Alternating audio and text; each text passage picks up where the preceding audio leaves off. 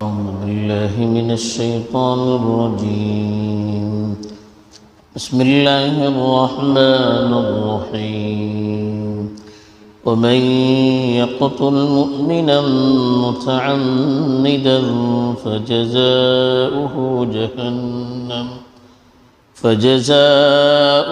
جهنم خالدا فيها وغضب الله عليه ولعنه وأعد له عذابا عظيما. الحمد لله والصلاة والسلام على رسول الله من والاه أما بعد.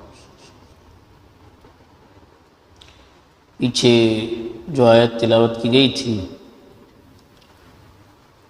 اس میں بتایا گیا تھا کہ ایک مومن کے ہاتھوں دوسرے مومن کا قتل غلطی سے ہی ہو سکتا ہے، لیکن اس کی بھی سزا بتائی گئی تھی. اس کے بعد جو غیر مسلم ہیں ان کو اگر کوئی قتل کرے تو اس کے لیے کیا سزا ہے، اس کی الگ الگ قسمیں بتائی گئی تھی.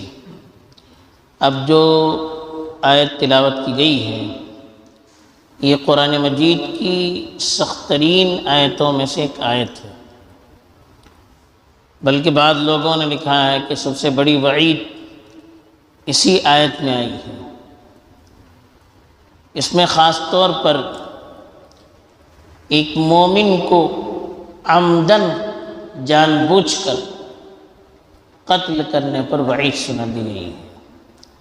چنانچہ ارشاد ہے وَمَن يَقْتُلْ مُؤْمِنًا مُتَعَمِّدًا، جو شخص مومن کو عمدن قتل کر، عمدن کا مطلب جان بوجھ کر قتل کرنے کے ارادے سے ہی ایسی چیز لے کر قتل کر دے جسے عام طور پر قتل کیا جاتا ہے. جان بوجھ کر عمدن قصدن اگر کسی مومن کو کوئی قتل کرتا ہے تو اس کی جو سزا حقیقت میں ہونی چاہیے وہ یہ ہے کہ فجزاؤہ جہنم، اس کا بدلہ تو جہنم ہی، خالدن فیہا، اس میں وہ ہمیشہ ہمیشہ رہے گا. وغضب اللہ علیہ، اللہ اس سے ناراض ہو جائیں گے. ولعنہ، اس پر اللہ نے لعنت کی.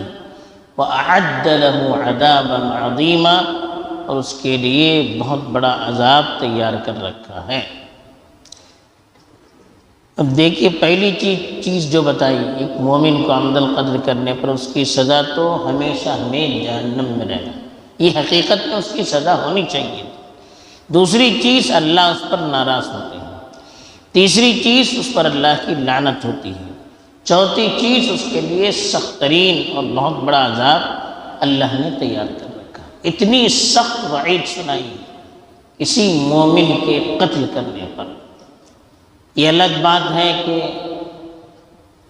دوسری آیتوں اور احادیث کی بنیاد پر علماء نے لکھا ہے کہ ایک مسلمان اگر کسی کو مارتا ہے، کسی مسلمان کو قتل کرتا ہے، بہت بڑا گناہ ہے، کر ہی نہیں سکتا، اگر کرے تو بہت بڑا گناہ ہے، لیکن وہ توبہ کرے تو اللہ اس کی توبہ قبول کر سکتے ہیں اور جنت میں اللہ تعالیٰ جب چاہے اس کو داخل کر سکتے ہیں. لیکن اس کی جو سزا ہونی چاہیے وہ سزا یہ ہے کہ ہمیشہ ہمیشہ اس کو جہنم میں رہنا پڑے گا.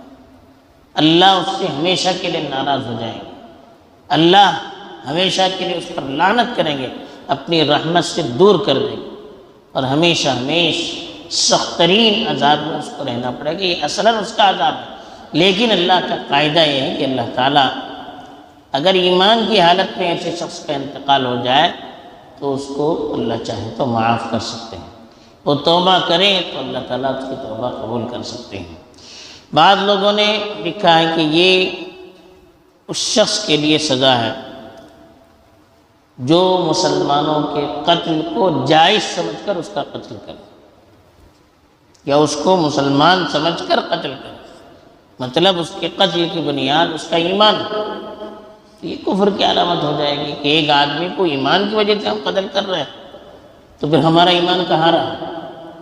یا مومن ہونے کے باوجود اس کے قتل کو ہم جائز سمجھ کر قتل کر رہے ہیں، پھر ہم ایمان کا ایمان تو حفاظت کی چیز ہے، اسی کو ہم نہیں مانتے ہیں تو پھر ہمارے ایمان کا کیا بھروسہ؟